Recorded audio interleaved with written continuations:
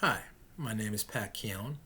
I'm a senior research analyst with Refinitiv Lipper, and I'm going to talk about fund flows activity for the week ended Wednesday, October 14th. We'll start this week's report by looking at the overall results from each one of our fund asset groups.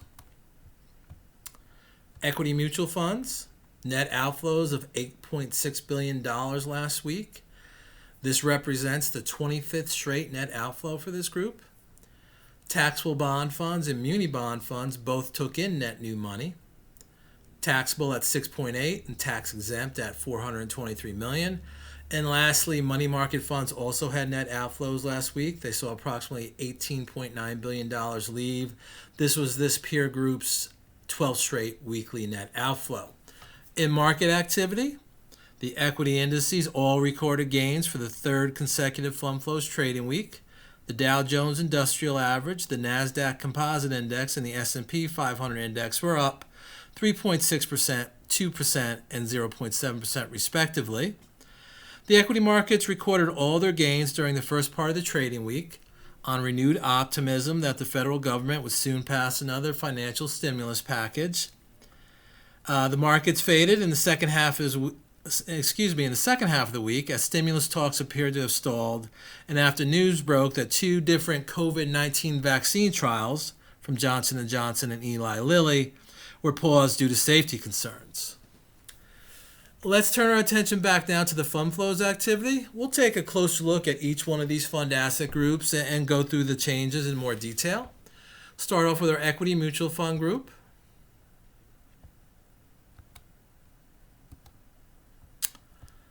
As referenced earlier, net outflows here, $8.6 billion, 25th consecutive net negative flow for this group. As usual, domestic equity funds are suffering the biggest losses. They saw $6 billion leave, and non-domestic equity funds contributed $2.5 billion to the total net outflows. We'll look at equity ETFs now. Conversely, this group took in net new money, $10.9 billion in total. Net inflows driven by Invesco QQQ and iShares Russell 2000 ETF grew their coffers by roughly $5.2 and $2.2 billion respectively.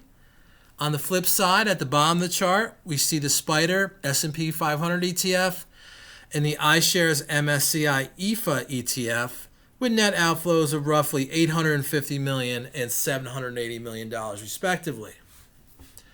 We'll take a look at our bond fund groups now, starting with taxable bond mutual funds.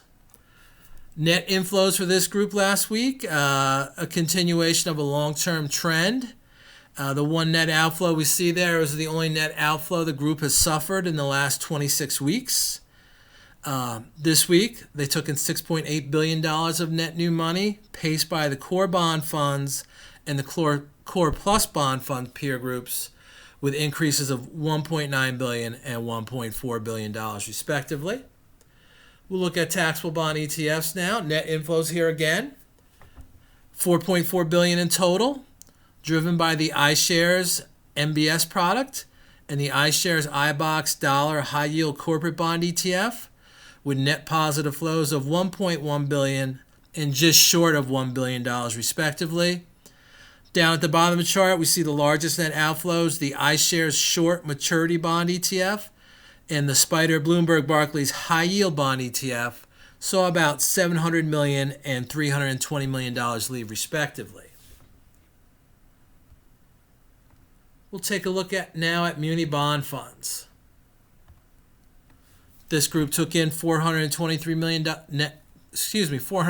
million of net new money last week, driven by a couple of the national muni peer groups. We see the short muni debt funds and the general muni debt fund peer groups with net increases of $299 million and $150 million respectively. Our last group to look at is money market funds. As mentioned briefly earlier, this net result of $18.9 billion in net outflows is the group's 12th consecutive weekly net outflow.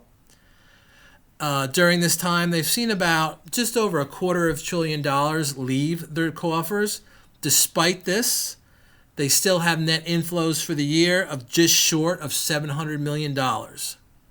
Excuse me, not 700 million, $700 billion. The largest net outflows this week belongs to the institutional U.S. government money market funds and the institutional U.S. Treasury money market funds, which had net outflows of $9.3 billion and $6.1 billion respectively. That concludes this week's report. If you'd like to take a closer look at the data for yourself, please go to our website.